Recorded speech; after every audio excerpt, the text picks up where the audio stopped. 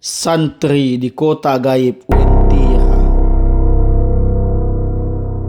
Di sebuah pesantren tua yang berdiri di pinggiran hutan Sulawesi Tengah, hiduplah seorang santri yang bernama Haikal. Usianya baru 16 tahun, dikenal rajin beribadah, cerdas, namun memiliki rasa penasaran yang besar. Pesantren itu berdiri jauh di keramaian kota, dikelilingi pepohonan lebat, jalan tanah merah, dan kabut tebal yang sering turun saat malam. Para santri sering mendengar berbagai kisah mistis tentang hutan di belakang pesantren. Salah satu yang paling ditakuti adalah legenda tentang kota Wentira, sebuah kota gaib yang dipercaya muncul hanya pada waktu-waktu tertentu, terutama malam Jumat. Menurut cerita para orang tua, Wentira adalah kota tak kasat mata yang dihuni oleh makhluk dari dunia lain. Kota itu disebut megah, penuh cahaya, namun siapapun manusia yang masuk ke sana akan sulit kembali. Suatu malam Jumat setelah sholat Isya dan pengajian selesai, seorang ustaz sepuh menceritakan kembali legenda itu kepada santri. Jika kalian mendengar ada yang memanggil nama kalian dari dalam hutan, jangan pernah menjawab, ucap sang ustaz dengan suara berat. Sebab sekali kalian menjawab, mereka tahu kalian bisa.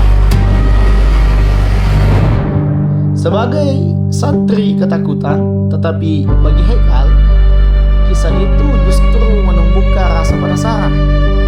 Malam semakin larut, saat para santri lain terlelap, Haikal mengajak 3 sahabatnya, Rahmat, Ilham, dan Saki, untuk membuktikan cerita tersebut. Dengan langkah diam-diam, mereka keluar dari asrama melalui pintu belakang, berbekal senter kecil dan keberanian yang sebenarnya rapuh. Mereka menuju hutan di belakang pesantren. Awalnya semua tampak biasa, namun semakin jauh melangkah, suasana berubah. Udara mendadak dingin, menusuk tulang. Kabut turun sangat tebal. Suara jangkrik hilang, bahkan langkah kaki mereka terdengar aneh, seolah berjalan di ruang kosong. Lalu dari kejauhan cahaya. Bukan cahaya bulan, bukan pula lampu desa. Cahaya itu menyerupai lampu kota. Mereka terdiam. Di depan mereka berdiri gerbang besar, arsitektur kuno. Jalanan batu membentang luas. Bangunan tinggi berjejer, diterangi lampu kuning redup. Kota megah berdiri di tengah hutan. Itu Wentira. Rahmat gemetar. Mereka melangkah masuk. Kota itu sunyi, tak ada kendaraan, tidak ada suara manusia, hanya angin dingin dan bayang-bayangan samar di balik jendela. Haikal melihat sosok-sosok berpakaian putih berdiri diam di pinggir jalan. Wajah mereka pucat, mata mereka kosong. Jangan lihat mata mereka, bisik Ilham. Namun rasa penasaran Haikal terlalu besar. Tiba-tiba, Haikal, suara itu terdengar lembut seperti suara ibunya. Haikal menoleh. Di ujung jalan berdiri seseorang perempuan bergaun putih panjang, wajahnya samar tertutup rambut hitam. Haikal, teman-temannya panik. Jangan jawab. Tetapi tanpa sadar, Haikal berkata pelan, iya. Seketika suasana berubah drastis. Lampu kota berkedip merah.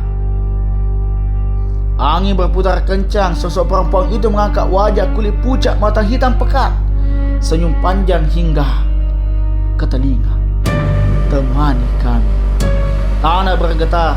Bayangan hitam bermunculan dari arah yang tak disangka-sangka. Rahmat, Ilham, dan Saki berlari sambil membaca ayat kursi sekuat tenaga. Mereka mendengar jeritan Haikal di belakang. "Tolong!" Namun suara itu perlahan tenggelam, seakan ditarik ke dimensi lain. Gerbang kota menghilang. Kabut menutup segalanya. Ketiga santri itu akhirnya berhasil keluar dari hutan menjalan subuh dalam keadaan lemas dan ketakutan. Ketika para ustaz dan warga melakukan pencarian besar-besaran, Haikal tak pernah ditemukan. Yang tersisa hanya pecinya, tergeletak di tanah lembab dekat pohon besar. Sejak malam itu, Haikal dinyatakan hilang, namun teror belum berakhir. Setiap malam Jumat, para santri sering mendengar suara langkah kaki dari arah hutan. Kadang terdengar suara Haikal mengaji, merdu namun jauh. "Tolong aku." Beberapa santri bahkan mengaku melihat sosok Haikal berdiri di tepi hutan. Setelah sholat tahajud, wajahnya pucat, matanya kosong, sarungnya lusuh. Saat didekati, sosok itu lenyap bersama kabut.